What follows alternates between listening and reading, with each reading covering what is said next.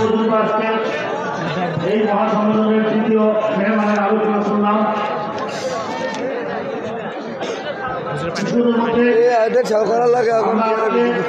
আমাদের যে মূল আকর্ষণ, আমাদের কাঙ্ক্ষিত বক্তা আলোচনা শুনবো। তার আগে আমাদের পক্ষ থেকে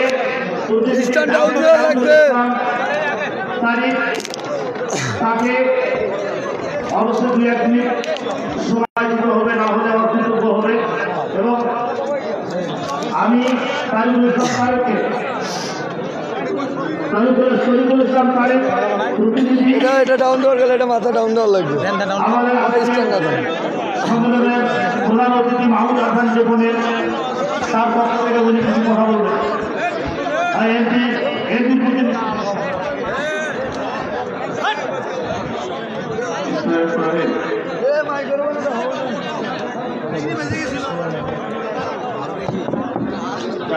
ডাউন হয়ে গেছে। আজকের এই বিরাট ইসলামী জলসা আনন্দ একটা দুবানি ভাই এখন আর ইসলামী জলসায় প্রধান অতিথি উপস্থিত হওয়ার কথা ছিল আপনাদের প্রিয় আরে ভাই লাগে কিভাবে দেখছেন যারা বাংলাদেশের রিপোর্ট রাষ্ট্রীয় কাজে সংসদ চলাকালীন কারণে আসতে পারেন নাই। আপনাদের প্রতি সালাম জানিয়েছেন, আপনাদের প্রতি কৃতজ্ঞতা জানিয়েছেন, ধন্যবাদ জানিয়েছেন। উনি পরবর্তীতে ইনশাআল্লাহ পরবর্তীতে আবারও যখন এই মাটির পাশাপাশি এই বাসার আজকের এই সালাফিয়া লাইটু সালাফিয়া হাফিজা মাদ্রাসা উন্নয়ন করবে সর্বোচ্চ সহযোগিতা করার জন্য আমাকে প্রতিশ্রুতি দিয়েছেন। আমরা এই কর্তৃপক্ষের সঙ্গে আলোচনা করে তাদের যে সমস্যাগুলি রয়েছে সেই সমস্যাগুলি চিহ্নিত করে আমরা আমাদের সংসদ সদস্য বর্গের পক্ষ থেকে সর্বোচ্চ সহযোগিতা করবো ইনশাআল্লাহ। আজকে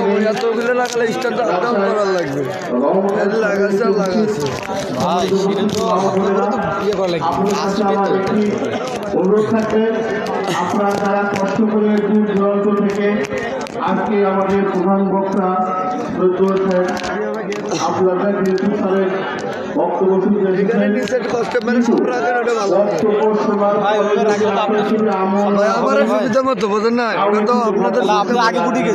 আগে তো ভাই আমি আগেও বলছি লাগানোর আগে বলছি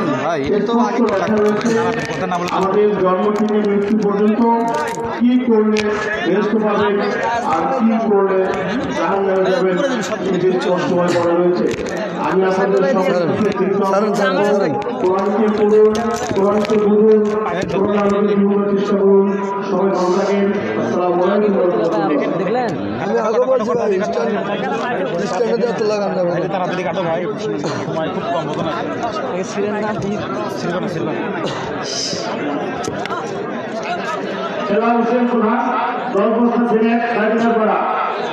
এবং আপনার টাকা না কদম করি 10,000 টাকা। টাকা নেন নিচে রাখো, এমনি নিচে রাখো, এখানে রাখো, টাকা নিচে রাখো। সম্মানিত সারেন সারেন ওইটা আমার তো আপনারা দান করবেন। আমার আজকের প্রধান মেহমান প্রধান বক্তা হাতে দিতে পারেন। সম্মানিত উপস্থিতি, আজকের আমাদের প্রধান আকর্ষণ দেশ বর্ণ আলমদিন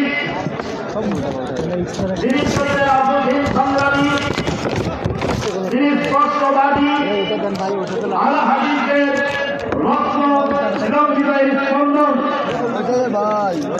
যাকে বিগত সময়ে সারা বছর নিষিদ্ধ ঘোষণা করা হয়েছিল। ব্যবহার করে এই আলমদিনকে পুলিশ দিয়ে তাড়া করা হয়েছিল। ক্ষমতার অপব্যবহারকারী আপনি কোথায় আছে এসে দেখে না।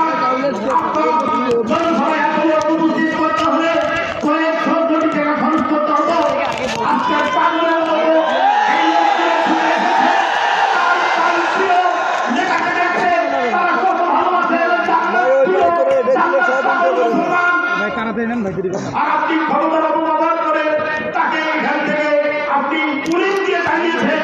আমরা আপনাকে ধিক্কার দেই। ভাই এটা লাগান না কত নমরুদ, কত সাদ্দাত, কত ফেরাউন, কত কারুন একেবারে এই জনপথে বাধা দিয়েছে। মোরা বিকাইনি কারুন ধরে, মোরা দৈনি নমরুদি হুদা ধরে, মোরা মুসলিম এক আল্লাহ ছাড়া কাউরে করি না মুসলিম। এবার আপনাদের সামনে বক্তব্য রাখছেন আমাদের প্রান্তীয় সাহেব আব্দুল রাজ্জাক বিন ইউসুফ, সাহেব আব্দুল রাজ্জাক বিন Yusuf.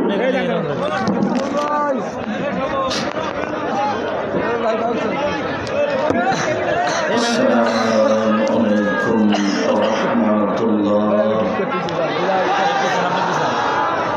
Alhamdulillahi wahda wassalatu wassalamu ala man la nabiyya ba'da amma ba'd fa'udhu billahi minash shaitanir rajim qalu innamal bay'u mithlu riba وحل الله البيع وحرم الربا عن جابر رضي الله تعالى عنه قال لعن رسول الله صلى الله عليه وسلم آكل الربا وموكله وكاتبه وشاهديه وقال هم سواء رواه مسلم। সম্মানিত দ্বীনি বৈঠকের মুসলিম ভাই বোন, প্রশংসা আল্লাহর জন্য, শান্তি অবতীর্ণ হোক আল্লাহ রাসূলের উপর সাল্লাল্লাহু আলাইহি ওয়াসাল্লাম। আজকের দ্বীনি বৈঠকে সংক্ষিপ্ত সময়ে বক্তব্যের বিষয় সুদ ও ঘুষ। সুদ ও ঘুষ নিয়ে আমরা এক গুরুত্বপূর্ণ সংক্ষিপ্ত তথ্যবহুল বিবরণের চেষ্টা করব ইনশাআল্লাহুল আজিজ। লিখিত বিষয়ের উপরে কথা বলার পূর্বে আমাদের দুই একটি জরুরি কথা। তার প্রথম কথা, আমরা ডানে ও বামে যেসব চেয়ারে আছি একটু আমাদেরকে পিছিয়ে হটে বসতে হয়। দ্বিতীয় জরুরি কথা যে আমি জানি না আমাদের যারা এখানে দায়িত্ব পালন করছে তারা কতদূর সচেতন। যদি ডান দিকে বাম দিকে আমার দ্বীনি ভাইয়েরা যারা দাঁড়িয়ে আছেন, যদি সামনে বসার জায়গা থাকে তাহলে বসতে হবে এবং যারা দায়িত্ব পালন করছেন তাদেরকে সহযোগিতা করতে হবে। আমার পক্ষ থেকে আমি আপনাদেরকে আন্তরিকভাবে অনুরোধ জানাচ্ছি, আপনাদের সম্ভব হলে আপনারা বসে আলোচনা শুনুন, আপনাদের জন্য ভালো হবে। আল্লাহর নবী কথা বললে সাহাবীগণকে বসার জন্য বলতেন। মর্মে আমি আপনাদেরকে অনুরোধ জানাচ্ছি বসে আলোচনা শোনার জন্য। আর দাঁড়িয়ে আলোচনা শুনলে এক পর্যায়ে আপনি 10 মিনিট 20 মিনিট আধা ঘন্টা পরে আপনি নিজের গতিতে থাকতে পারবেন না, তখন আপনি আর কথাকে মূল্যায়ন করতে পারবেন না। অথচ আমি আপনার জন্য এসেছি। একটা দিন বের করতে অনেক সময় লাগে, 2-3 বছর লেগে যায়, অনুরোধ করা লাগে, পয়সাপাতি খরচ হয়, সব মিলে আমরা খুব কষ্ট করে আসি বলে আমরা মনে করি। তো আমাদের পক্ষ থেকে জোরালোভাবে অনুরোধ থাকছে যে আপনার বসার মতো পথঘাট থাকলে আপনি বসে আলোচনা শুনবেন, এটাই আমাদের অনুরোধ। আর তোমরা যারা দায়িত্ব পালন করছো ওই গেটের দিক থেকে মানুষগুলিকে হাতের ডান দিকে নিয়ে আসো। জানি না তোমাদের যারা দায়িত্বে আছো তারা আসলে কি করছো। সম্মানিত দ্বীনি ভাই বোন, মনে রাখা ভালো হবে সুদ একটা পাপের নাম। যেসব পাপের কারণে সরাসরি জাহান্নাম ঘোষণা হয়েছে, তার একটি বড় পাপ হলো সুদ। সুদ খেলে মানুষ জাহান্নামে যাবে, এই দিয়ে সুদের পাপ শুরু। আবু হুরায়রা রাদিয়াল্লাহু তাআলা আনহু বলেন, এই ছেলে, মুখে কথা বলছো কেন? তুমি মুখখান বন্ধ রেখে সহযোগিতা করো আর একজনের। যারা যেখানে আছেন মুখ বন্ধ করে সহযোগিতা করবেন। আপনি কথা বললে আর একজন বলবে, তা আপনার কথা কে শুনবে? আমার কথা কে শুনবে? ভদ্রতা বজায় রেখে মুখ বন্ধ করে চুপচাপ আলোচনা শোনার চেষ্টা করুন। সম্মানিত দিনী ভাই বোন,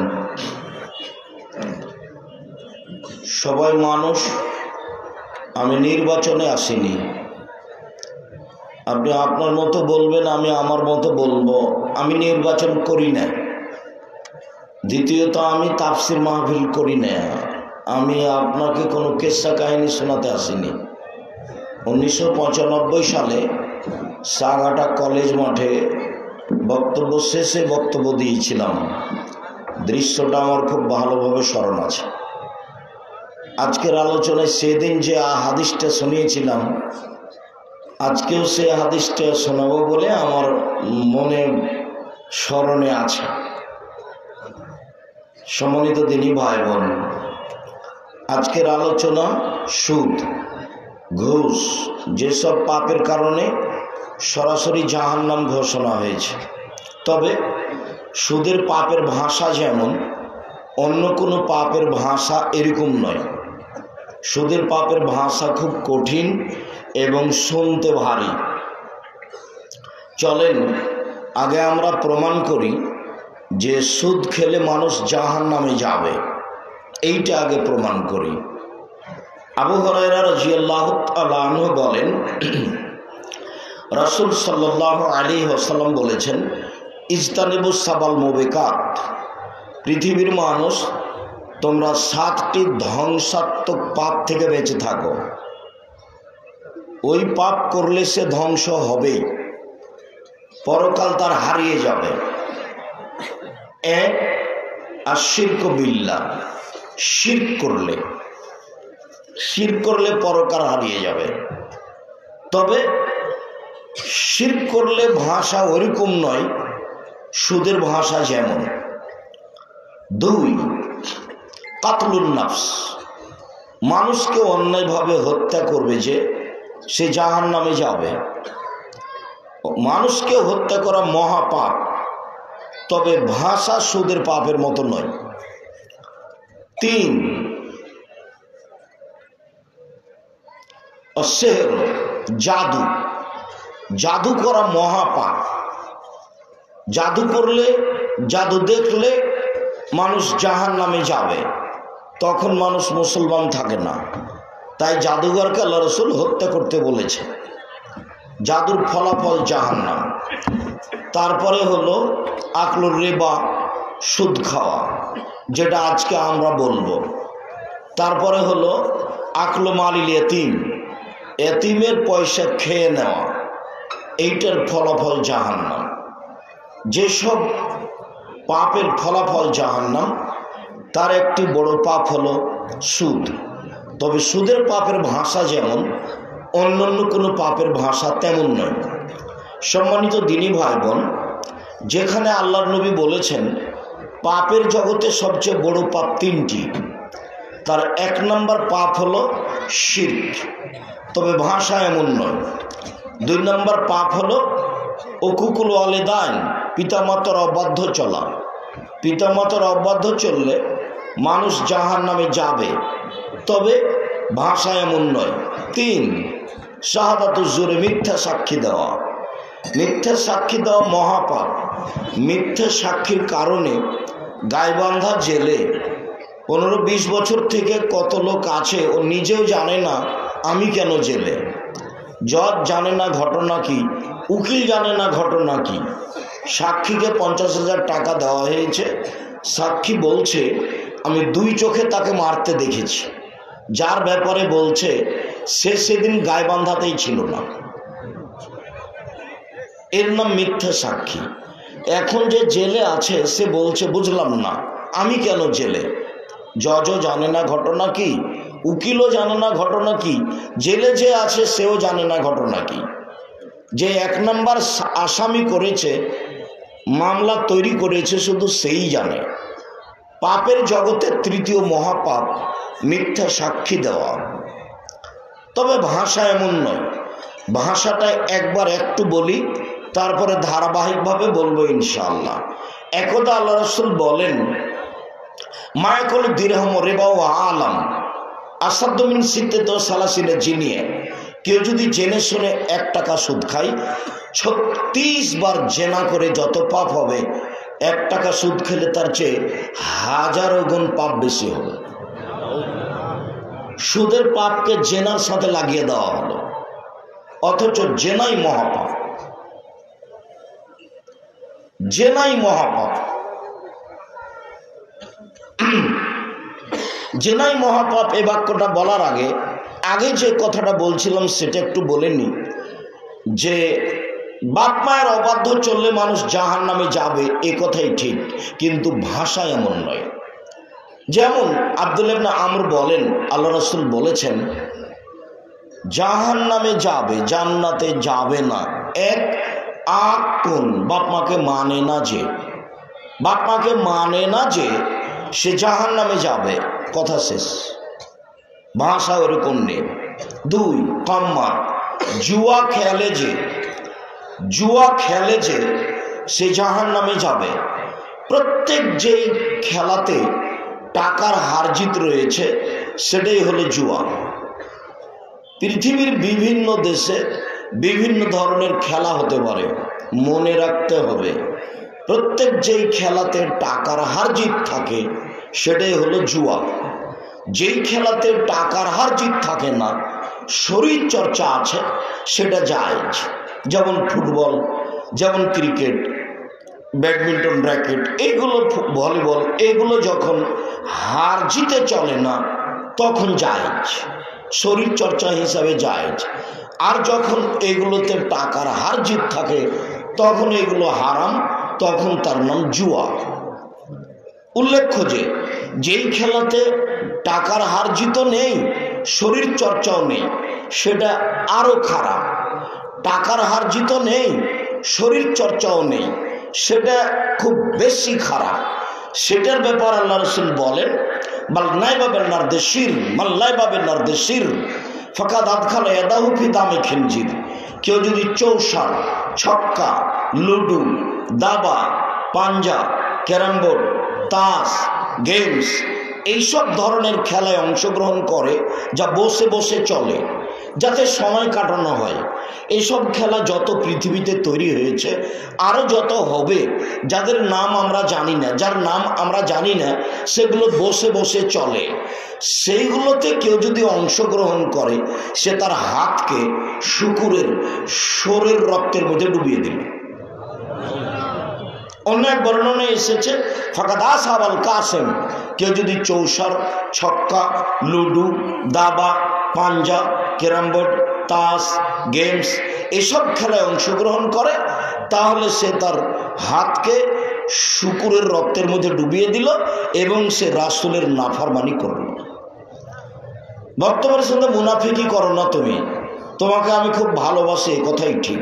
আজকে বাড়িতে গিয়ে ক্যারাম বোর্ডটা ভেঙে ফেলবে আগে, তারপরে ঘুমায়ও। বক্তব্যটা মানা তোমার ভালো হবে, রেখে দিয়ে ঘুমালে তুমি মুনাফিক। তুমি আমার বক্তব্যের সাথে মুনাফিকি করেছো, যেটা আমি চাই না, যেটা আমি কোনোদিন চাইনি। তুমি এইভাবে বসে বসে খেলবা কেন? আর তোমার মায়ের স্বভাবের কথা বলি, তোমার মার কত ন্যাক্কারজনক, নোংরা, ঘৃণিত স্বভাব। তোমার মা তোমার ছোট ভাইয়ের হাতে মোবাইল দিয়ে ওকে গেমস খেলতে লাগিয়েছে, ও ব্যস্ত আছে, আর তোমার মা স্টার জালসা দেখে। এটা তোমার মা। তোমার মা হলো হস্তিনী মহিলা, এ না হলো হস্তিনী মহিলা। তোমার বাপের উচিত একে তালাক দেওয়া। আমি তালাক দিতে আদেশ করিনি, তবে পরামর্শ থাকছে। হিসাব ফলাফল এটাই। এমন মহিলা সংসারে কোনোদিন কল্যাণ আনতে পারে না, এর স্বভাব খারাপ। এর আচরণ চালচলন চরিত্র খারাপ। এই হস্তিনী মহিলা এ কি করে বাচ্চার হাতে মোবাইল দিয়ে গেমস খেলতে লাগিয়ে নিচে টিভিতে স্টার জালসা দেখে, আরও কিছু ল্যাংটা মেয়ে দেখে, নানান কিছু দেখে। এ লজ্জা বেঁচে খেয়েছে, এর কাছে সরম ইতস্তবোধ নেই, এর হিসাব নিকাশ নেই। এ আসলে মা নয়। হতে পারে যে সৎ মা, এ আসলে মা নয়, আর নাহলে খালা। তোমাকে আরো একটা বলে দিচ্ছে, এই ছেলে যদি আজ থেকে তুমি তোমার মায়ের স্বভাব এরকমটা দেখো, তাহলে তুমি তোমার মাকে খালা বলে ডাকিও। কেন? বলে দিয়ে যে আব্দুর রাজ্জাক বিন ইউসুফ বলে গেছেন আপনাকে খালা বলে ডাকতে। আপনি নাকি আমাদের খালা, আপনি নাকি আমাদের মা নন। কেন? যে আপনি তো আমাদের ছোট ভাইয়ের হাতে গেমস খেলা দিয়ে আপনি স্টার জালসা দেখেন, আপনি মা কি করে হলেন? মা কি এমন হয়? মা কি ছেলের অকল্যাণ চাই? তার নামই কি মা? মা কি ছেলের অকল্যাণ চাই? তার নামই কি মা? না তো, সে তো মা নয়। যে ছেলে মেয়ের কল্যাণ চাই সেই হলো মা। যদি চাই মাই জানে না মা কাকে বলে। বাপে বিবাহ দিয়েছে, স্বামীর কাছে গেছে, তাই বাচ্চা হয়ে গেছে, এই জন্য সে মা। তো এরকম মা তো পাগলিও হতে পারে, যে রাস্তাঘাটে পড়ে আছে, তার কোনো হিসাব নিকাশ নাই, পশু প্রাণীর মতো। তোমার মা তো এমন নয়। সম্মানিত দিনী ভাই বোন, তোমাকে আরো একটু কথা এখানে বলে, সামনে আমার কথা থেকে গেল, তোমাকে এখানে আর একটু কথা বলে আমি আগাই। দুঃখিত, সবসময় সেই কথাটা বলতে হয়, নইলে আমি যে সত্য সত্যই তোমার মাকে খালা বলার জন্য বললাম, সৎমা বলার জন্য বললাম, আসলে তা বাস্তবায়ন হয় না। সে লক্ষ্যে আমি বলি, শোনো, এখন তোমার বোন বসে আছে, বক্তব্য শুনতে এসেছে। আব্দুর রাজ্জাক সাহেব এসেছেন, চলো যাই বক্তব্য শুনে আসে। সারা সাঘাটাই প্রত্যেকটা বাড়িতে পুরুষ নারী ভর্তি হয়ে গেছে। সবাই এসেছে শ্বশুর বাড়ি, সবাই এসেছে মায়ের বাড়ি। বক্তব্য শোনার পরে চলো আগে খাওয়া দাওয়া করো, হইচই করো, ধুমধাম করো, এই তো হলো সম্মেলন। চলো যাই সাঘাটা বাপের বাড়ি যাই, চলো যাই সাঘাটা শ্বশুর বাড়ি যাই। আব্দুর রাজ্জাক বিন ইউসুফ এসেছেন, কিছু বক্তব্য শোনা হবে, না হয় গদই মদই করে কিছু বলা হবে। এইটাই কি তাই? আসলে কি তা দেখো তো, সত্যি কি তোমার মা এটা? আমি আগে তোমার মা কি না এটা প্রমাণ করার জন্য একটা বুখারী মুসলিমের হাদিস পেশ করি। তার আগে বলি, তোমার মায়ের নখ, তোমার বোনের নখটা বড়, দেখিও নখে নেইল পালিশ আছে। তোমার বোনের নখ বড় আর নখে নেইল পালিশ আছে। তুমি যদি না জেনে থাকো, তোমাকে লক্ষ্য করে বলছি এই জন্য যে তাহলে তোমার মনে থাকবে, তুমি কষ্ট পাবা যে আব্দুর রাজ্জাক সাহেব আমার বোনের ব্যাপারে আর আমার মায়ের ব্যাপারে এভাবে বলে গেছে। ইহুদি খ্রিস্টানদের পতিতালয়ের মেয়েদের বৈশিষ্ট্য হচ্ছে নখে নেইল পালিশ দেওয়া। ইহুদি খ্রিস্টানদের পতিতালয়ের মেয়েদের বৈশিষ্ট্য হচ্ছে নখ বড় করা, নখে নেইল পালিশ দেওয়া। না হলে আরো ভাষা নিচু করে বলি, ইহুদি খ্রিস্টানদের বেশ্যালয়ের মেয়েদের বৈশিষ্ট্য হলো নখে নেইল পালিশ দেওয়া, নখ বড় করা। তা আমার মেয়ের নখ বড় থাকবে মানে? তোমার বোনের নখ বড় আছে কেন? তোমার মা নাই? ওটা কি তোমার সৎ মা নাকি? ওটা কি তোমার আসলেই খালা? তোমার বোনের কপালে টিপ কেন? হিন্দু মেয়েকে বিবাহ করার 10টি পদ্ধতি আছে। আজকে একজন আমার বিয়ের বন্ধু হিন্দু ভদ্রলোক খুব সহযোগিতা করে মাঠে নিয়ে এসছেন, আমি তাকে ধন্যবাদ জানাই। হিন্দু মেয়েদেরকে বিবাহ করার 10টি পদ্ধতি আছে। তার একটি পদ্ধতি হচ্ছে রাক্ষসী বিবাহ। মেয়ের বাপ বিবাহ দিবে না, ছেলেটা জোর করে যদি কপালে টিপ দিতে পারে তাহলে বিবাহ হয়ে গেছে। এই বৈশিষ্ট্য হিন্দুদের পক্ষ থেকে এসেছে। তুমি মুসলিম, তোমার লজ্জা হয় না কেন? তুমি হিন্দু মেয়েকে চিনো, ওর নিজস্ব দাম আছে একটা। ওর বিবাহ হয়ে গেলে কপালে সিঁদুর দেয়, ওর বিবাহ হয়ে গেলে হাতে শাখা দেয়, তার মানে ওর নিজস্ব বৈশিষ্ট্য মজবুত। তুমি বিক্রি হয়ে গেছো, তুমি এমনভাবে পচে গেছো, তুমি একটা মুসলিম মেয়ে বিক্রি হয়ে গেছো, তোমার সব কিছু বিকৃত। শোনো, মুহাম্মদ সাল্লাল্লাহু আলাইহি ওয়াসাল্লাম দুঃখ করে বলেছেন, মুহাম্মদ সাল্লাল্লাহু আলাইহি ওয়াসাল্লাম দুঃখ করে বলেছেন, আফসোস করে বলেছেন, খুব দুঃখ করে বলেছেন, জাতির কাছে আমার আশঙ্কা এই থাকলো যে আমার উম্মত ইহুদি খ্রিস্টানদের সাথে মিশে যাবে, চালচলনে, কৃষ্টি কালচারে, নিয়ম নীতিতে, শিষ্টাচারে, বৈশিষ্ট্যে। ডান হাতের বিঘত যেমন বাম হাতের সমান, ডান হাতের বিঘত যেমন বাম হাতের সমান, এটা যেমন সমান সমান আমার উম্মত ইহুদি খ্রিস্টানদের সাথে নিয়ম কানুনে, কৃষ্টি কালচারে, চালচলনে, বৈশিষ্ট্যে মিলে যাবে তেমন। আবার বলছেন শোনো, ডান পায়ের জুতা যেমন বাম পায়ের সমান, ডান পায়ের জুতা যেমন বাম পায়ের সমান আমার উম্মত ইহুদি খ্রিস্টানদের সাথে চালচলনে, নিয়ম নীতিতে মিলে যাবে তেমন। এটা আমার দুঃখ। ভাষা বলতে বলতে এবার নিচে নেমে গেলেন, এমন ভাষায় চলে গেলেন, বলছেন শোনো, ইহুদি খ্রিস্টান যদি মায়ের সাথে জেনা করে থাকে, আমার উম্মত তাদের সাথে মিল দিতে গিয়ে আমার উম্মতও মায়ের সাথে জেনা করবে। তিনি এইভাবে বলতে লাগলেন। তাই তো দেখো, তোমার বোনটা স্কিন পায়জামা পরে আছে, গায়ের সাথে লেগে আছে, ও মুসলিম মেয়ে, ওটা তোমার মা? ছি, ওটা তোমার মাকে বলেছে? ওটা তোমার মা, ওটা তোমার খালা, ওটা তোমার সৎ মা। তোমার বাপ যদি এটা তার মা প্রমাণ করতে পারে, তুমি যদি প্রমাণ করতে পারো, আমি আব্দুর রাজ্জাক বিন ইউসুফ জাতির সামনে আর কোনোদিন বক্তব্য দিব না। তোমার মা এ কথাই ঠিক, এটা তোমার মা এ কথাই ঠিক, এটা তোমার মা হস্তিনী মা, এটা তোমার হস্তিনী মা, এ মা নয়, এ সংসার ধ্বংস করতে এসেছে। এই ছেলে, তোমার বোনটার পায়জামা এমন বড় ফাঁকা যে আর একটা মানুষ ঢুকবে। ও যখন এতে তোমার ওই রিক্সায় উঠে তখন হাঁটু পর্যন্ত খুলে যায়। হিন্দু মহিলাদের বৈশিষ্ট্য আছে। রবি ঠাকুরের মা গোসল করতে গেলে পালকিতে করে নিয়ে যেত, কেউ যেন না দেখে, নদীতে এইভাবে ডুবিয়ে নিয়ে চলে আসত। ওদের পরিবারে কেউ ছাদের উপরে যাবে না। তো আমাদের গুলো এমন হলো কেন? আল্লাহর নবী আফসোস করে বলেছেন, এরা ইহুদি খ্রিস্টানদের সাথে মিশে যাবে। তোমার বোনের পায়জামাটা স্কিন এমন ভাবে গায়ের সাথে লেগে আছে, শরীরের উঁচু নিচু তো বোঝা যাচ্ছে, লজ্জায় স্থানও বোঝা যাচ্ছে।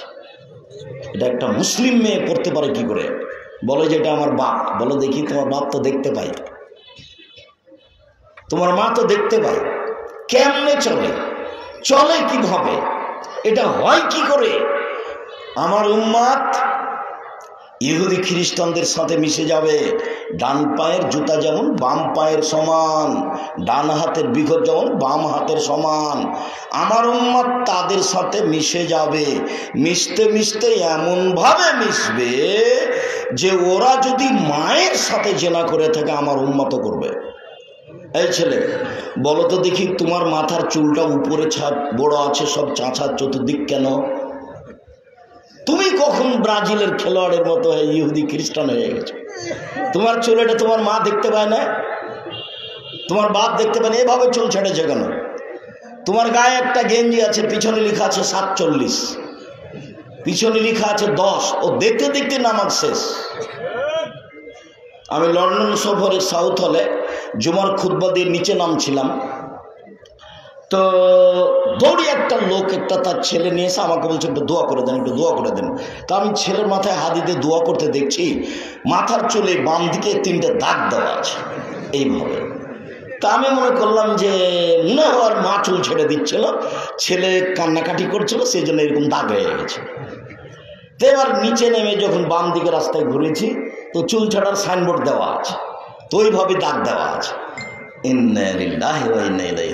আমি বললাম, এই দাগে আপনার ছেলের মাথায় দাগ, তাই না?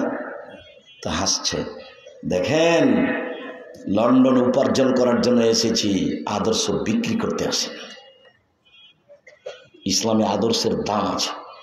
নবীগণের বৈশিষ্ট্য 10টি, নবীগণের বৈশিষ্ট্য 10টি, এগুলোর নাম আদর্শ। 1, দাড়ি ছেড়ে দিতে হবে। 2, মোচ কেটে ফেলতে হবে, চাঁচা যাবে না। 3, পেশাব পায়খানার সময় পানি দিয়ে পবিত্রতা অর্জন করতে হবে। 4, নখ কেটে ফেলতে হবে। 5 বগলের লুম উঠিয়ে ফেলতে হবে, নারী পুরুষ একই হুকুম। 6 নিচের লুম পরিষ্কার করতে হবে, ঊর্ধ্বে টান 40 দিন, পুরুষ নারী একই হুকুম। এগুলো সব বৈশিষ্ট্য। তোমার মায়ের কথা বলি, কালকে তুমি খেয়াল করিও তো, তোমার মা যখন তোমার ছোট ভাইটাকে জামাটা পরায় তখন কোন হাতটা আগে ঢোকায়? কোন হাত আগে ঢোকাবে? ডান হাত। ওই ছেলেটা বলছে বাম হাত। ওর মাকে ওভাবে দেখেছে, ডান হাতটা আগে ঢোকাবে, ডান পাটা আগে ঢোকাবে। তোমার মা যখন তোমার ছোট ভাইটাকে নিয়ে শুইবে কোন কাতে শোয়াবে? ডান কাত। এর নাম শিষ্টাচার। প্রত্যেকটা হাদিসে আছে শিষ্টাচার। শিষ্টাচার কি জিনিস?